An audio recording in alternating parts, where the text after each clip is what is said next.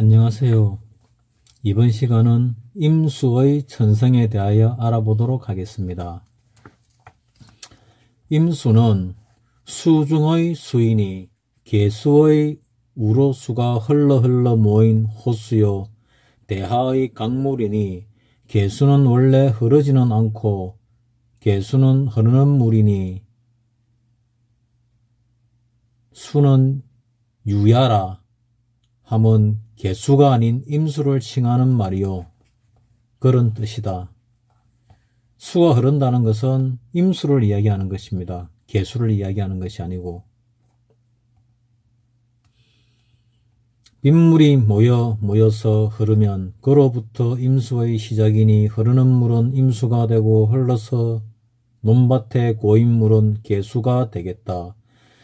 임수는 대해수이니 댐의 물은 바로 임수요. 낙동강이나 서울의 한강은 대하이니 이도 또한 임수라 하겠다. 댐에서는 물을 흘려서 발전을 하니 물살이 세고 홍수처럼 도도히 흐르는 물은 모두가 임수요. 흐르지 않고 모여있는 물은 일컬어 개수가 된다. 댐에서 임수가 흘러 발전을 하면 거기서 바로 전력이 생산되니 이 전력은 바로 병화가 된다. 고로 병화는 임수를 좋아하게 되고 흐르지 않는 개수는 물이 정지된 상태이니 흐르지 않는 물은 전력을 생산치 못하니 그래서 병화는 개수를 싫어하는지도 모르겠다. 다음에 충에 대해서 설명을 하게 될 건데 대부분의 충은 좋지 않지만 충이 좋은 경우도 있습니다. 그러니까 병과 임은 서로 충의 관계인데 이 같은 경우는 병화가 임수를 좋아하기 때문에 병임충이 되긴 하지만 그래도 좋은 겁니다. 오히려 충이 되지 않는 병화와 개수가 안 좋은 관계가 됩니다. 다음은 임수가 간목을 보면에 대해서 알아보도록 하겠습니다.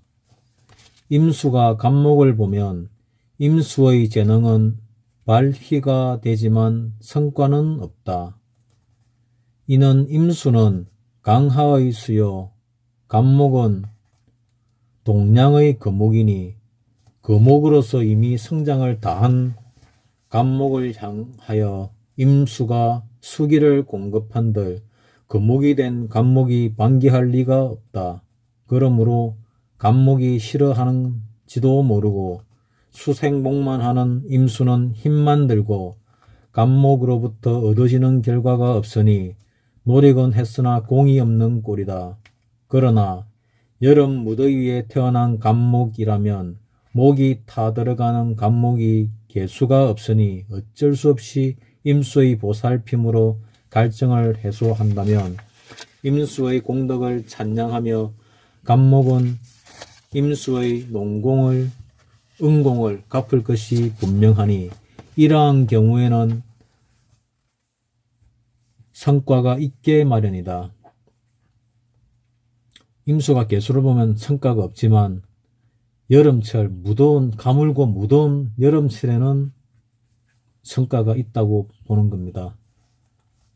두 번째, 임수가 을목을 보면에 대하여 알아보도록 하겠습니다.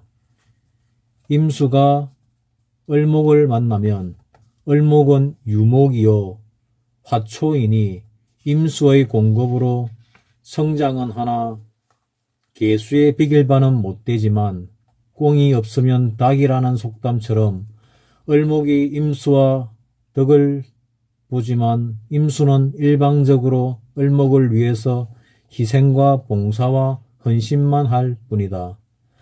을목은 임수로부터 성장의 혜택을 얻지만 임수는 을목에게 자비만 베풀 뿐 물질적으로 이득은 하나도 없다. 강변에 피어난 한떨기 꽃을 쳐다만 보고 임수는 흘러가는 형상이니 임수의 희생은 누구를 위한 희생이요 자비가 되겠는가. 임수가 을목을 보면은 이렇다는 얘기입니다. 다음은 세 번째, 임수가 병화를 보면에 대하여 알아보도록 하겠습니다. 임수가 병화를 만나면 호수에 태양이 내려 비추니 어둡던 강면의 수면에는 광채가 빛나고 임수는 힘이요 병화는 정이, 정신과 정력이 온 세상에 넘쳐 흐르니 온 천지가 온통 임수의 세상이 된다 하겠다. 임수가 병화를 보면 왕자로서 어디에 가도 군림하는 형국이니 여명일 때는 지나친 정력가로서 넘쳐 쏟는 활동가 넘치는 스태미너로서 정력렬한 소리가 이에 관해서 나왔다 하겠다. 그 임일에 태어난 사람이 네 글자 안에 병화가 있으면은 이렇다는 뜻입니다. 이게 나머지 세 글자지요. 어쨌든 남녀간에 임일간에 유병하면 정력이 샘솟는 정력의 남자요 정력의 여인이다. 다음은 네 번째, 임수가 정화를 보면에 대하여 알아보도록 하겠습니다. 임수가 정화를 만나면 호수에 달이 비치니 잔잔한 호수에 애틋한 사랑의 정감이 흐른다.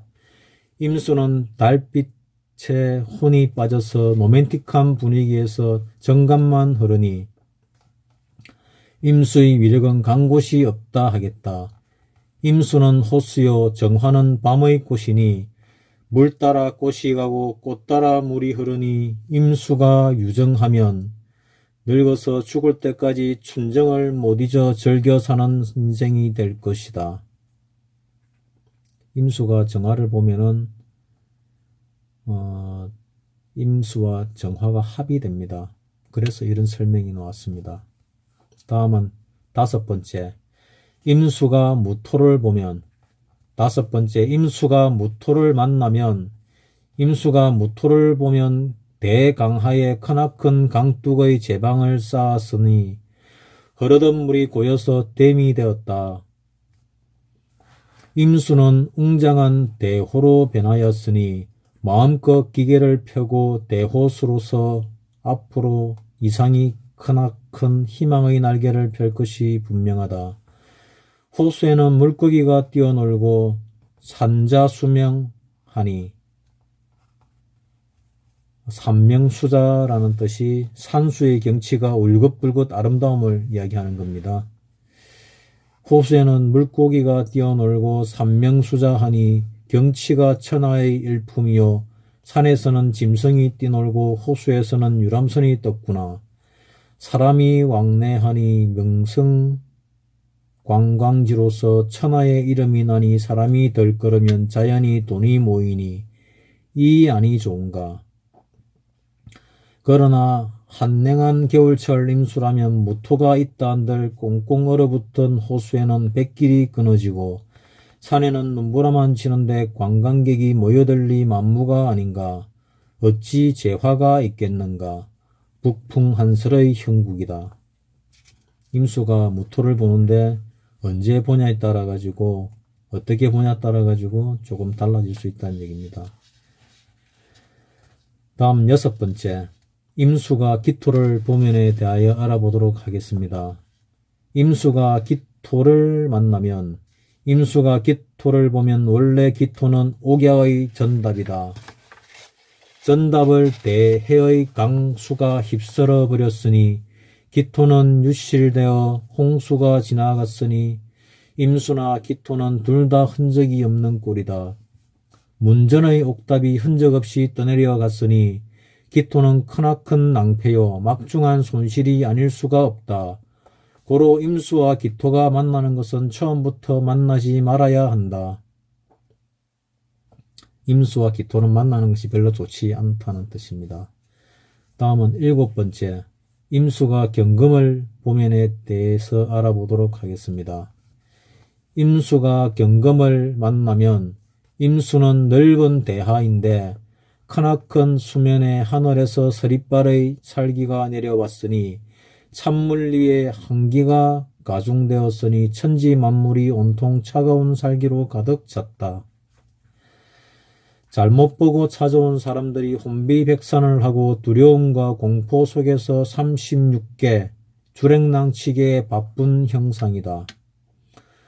수면 위에 살기가 내리고 천지 만물이 죽은 듯 공포에 떨고 숨조차 쉬지 못하고 있다 하겠다. 그러나 찌는 여름이라면 이와는 반대로 더위를 피하려는 피서객이 호숫가나 바다로 몰려드는 형국이니 더없이 좋은 피서지가 될 것이다.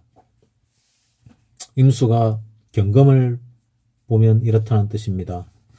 다음은 8번째, 임수가 신금을 보면 에 대하여 알아보도록 하겠습니다.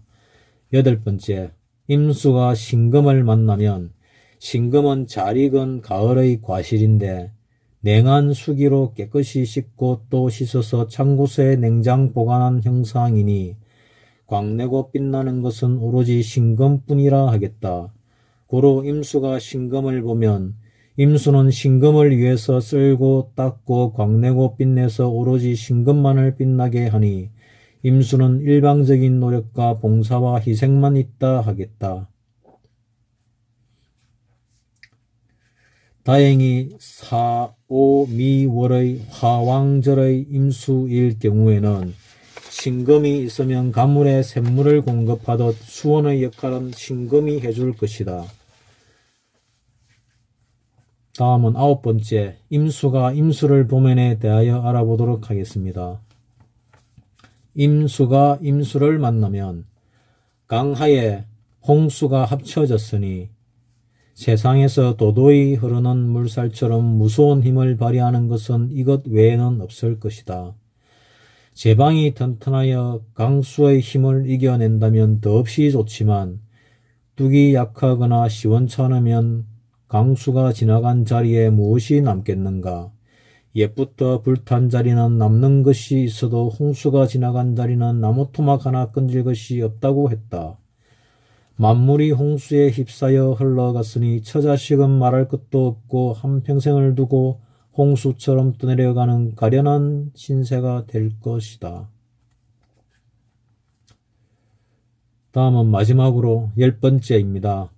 임수가 계수를 보면에 대하여 알아보도록 하겠습니다. 마지막 10번째, 임수가 계수를 만나면 강호의 수면 위에 비가 내리는 유행가 가사처럼 어딘가 모르게 눈물 젖게 하는구나.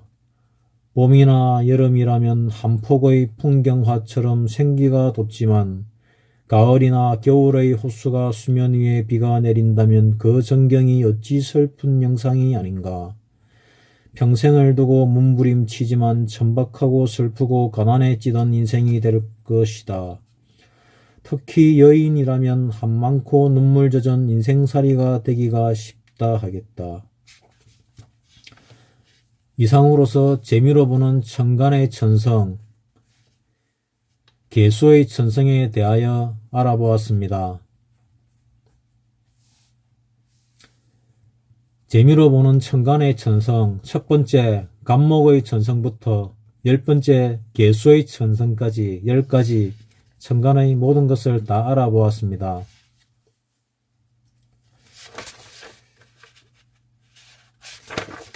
다 알아본 게 아니고 임수까지 9번째 임수까지 알아본 거네요. 다음 시간에는 마지막 10번째 계수의 천성에 대하여 알아보도록 하겠습니다.